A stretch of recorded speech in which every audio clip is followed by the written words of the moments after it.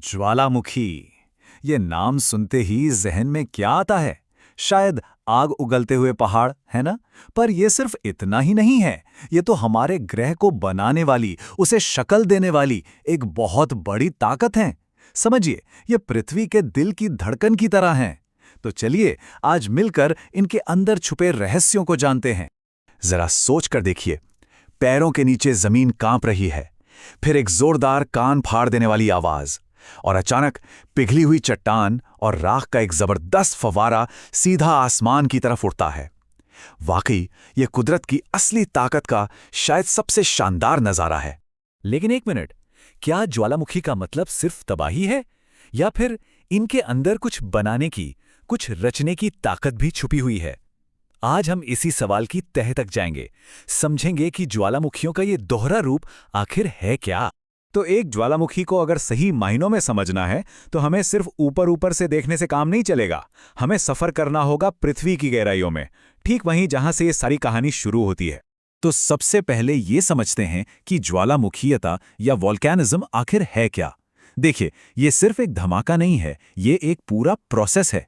इसकी शुरुआत होती है पिघली हुई चट्टान से, जिसे हम कहते हैं मैग्मा। ये मैग्मा हमारी जमीन की ऊपरी परत यानी क्रस्ट के नीचे मैंटल में बनता है, और फिर वहीं से ये सतह की ओर अपना सफर शुरू करता है। अब एक बहुत जरूरी बात, हर लावा एक जैसा नहीं होता। इसमें दो मेन टाइप होते हैं। एक है अम्लीय लावा, जिसमें सिलिका बहुत ज्यादा होता है। ये आप समझिए गाढ़े शहद की तरह होता है, बहुत चिपचिपा। ये धीरे धीरे बहता है और दबाव बनाता है, जिससे बहुत ही विस्फोटक धमाके होते हैं। वहीं दूसरी तरफ है क्षारीय लावा। इसमें सिलिका कम होता है, तो ये गर्म चाशनी की तरह पतला और तरल होता है। ये तेजी से दूर तक बहता है और इससे होने वाले विस्फोट काफी शांत होते हैं। तो सवाल ये उठता है कि ये मैग्मा आखिर जमीन से निकलकर सतह तक पहुंचता कैसे है? ये अपने आप में कमाल का सफर है, जिसे ताकत मिलती है जबरदस्त गर्मी और दबाव से। देखिए, ये मैग्मा जमीन के नीचे एक बड़े से चेंबर में इकट्ठा होता रहता है, और जब जब दबाव हद से ज्यादा बढ़ जाता है तो ये एक मेन पाइप या नली के जरिए ऊपर की तरफ बढ़ता है, और आखिरकार ज्वालामुखी के मुंह, जिसे हम क्रेटर कहते हैं, वहां से बाहर फट पड़ता है। और जब ये विस्फोट होता है ना, तो ऐसा नहीं है कि सिर्फ लावा ही बाहर आता है। नहीं, इसके साथ निकलते हैं ज्वालामुखी बम, जो पिघली चट्टान के बड़े बड़े गोले होते हैं, राख के बड़े बड़े बादल और सल्फर डाइऑक्साइड जैसी जहरीली गैसें भी। यही सब चीजें मिलकर एक ज्वालामुखी विस्फोट को इतना ज्यादा खतरनाक बना देती हैं। ठीक है, तो हमने तबाही की बात तो कर ली। अब जरा सिक्के का दूसरा पहलू देखते हैं, यानी निर्माण। जब विस्फोट शांत हो जाता है तो ज्वालामुखी अपने पीछे कुछ बहुत ही कमाल की चीजें छोड़ जाते हैं। ये सचमुच हमारी धरती की शक्ल ही बदल देते हैं। यहाँ दो तरह के निकास या सुराख दिख रहे हैं, और दोनों से बिल्कुल अलग अलग तरह की जमीन बनती है। एक है शंकु आकार सुराख। इससे जापान के माउंट फूजी जैसे एकदम क्लासिक ऊंचे ढलान वाले पहाड़ बनते हैं। लेकिन जब लावा एक लंबी दरार से बाहर निकलता है तो वो दूर दूर तक फैलकर लावा की चादरें बिछा देता है, जिससे भारत के दक्कन ट्रैप जैसे विशाल पठार बन जाते हैं। पर पूरी कहानी सिर्फ जमीन के ऊपर नहीं है। कुछ मैग्मा इतना भाग्यशाली नहीं होता कि वो सतह तक पहुंच पाए। वो जमीन के नीचे ही फंसकर ठंडा हो जाता है, और वहां वो बनाता है सिल, जो चट्टानों की लेयर्स के बीच में जम जाता है, और डाइक, जो दरारों में सीधा खड़ा जमता है। ये छुपी हुई कलाकृतियां हमें लाखों साल बाद तब दिखती हैं, जब ऊपर की जमीन कटकर हट जाती है।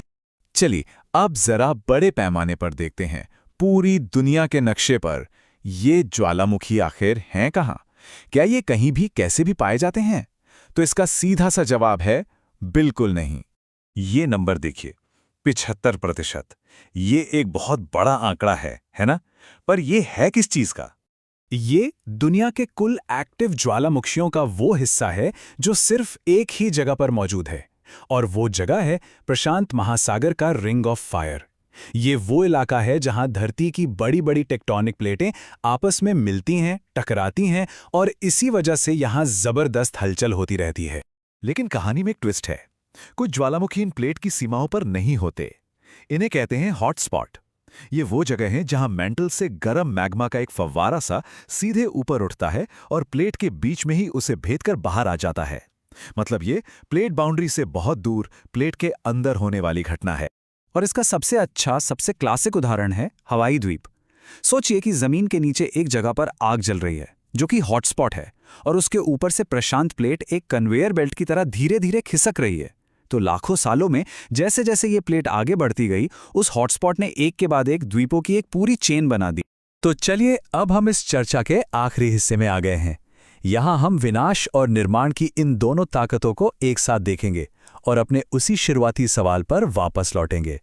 तो एक तरफ देखें तो ज्वालामुखी यकीनन विनाशकारी हैं। ये पूरे पूरे शहर तबाह कर सकते हैं, लहर यानी कीचड़ का भयानक सैलाब ला सकते हैं और समुद्र के अंदर फटने पर सुनामी तक पैदा कर सकते हैं। लेकिन सिक्के का दूसरा पहलू भी है। ये नई जमीन बनाते हैं, हमें जियोथर्मल एनर्जी देते हैं और दुनिया की कुछ सबसे उपजाऊ मिट्टी और कीमती खनिज भी इन्हीं की देन है। और ये जो उपजाऊपन है ना, ये कोई छोटी मोटी बात नहीं है। ज्वालामुखी से निकली राख मिट्टी को उन सभी जरूरी मिनरल्स से भर देती है जो खेती के लिए बेहतरीन होते हैं।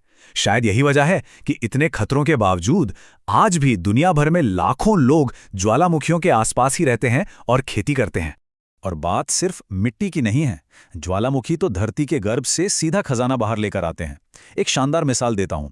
दक्षिण अफ्रीका की मशहूर किम्बरलाइट चट्टान, जहां से दुनिया के सबसे अच्छे हीरे निकलते हैं, वो असल में एक पुराने ज्वालामुखी का पाइप ही तो है। ये सचमुच धरती का एक अनमोल तोहफा है। तो आखिर में हम फिर से उसी सवाल पर आ खड़े हुए हैं। ज्वालामुखी ये सभ्यताओं को मिटा भी सकते हैं और नई दुनिया बना भी सकते हैं। तो क्या ये विलन है या हीरो? शायद दोनों ही नहीं। ये विनाश और निर्माण दोनों की शक्ति हैं, हमारे ग्रह के संतुलन का एक जरूरी हिस्सा, जो लगातार धरती को तोड़ते और फिर से बनाते हैं। ये न तो खलनायक हैं और न ही सिर्फ निर्माता, ये तो पृथ्वी के असली आर्किटेक्ट हैं।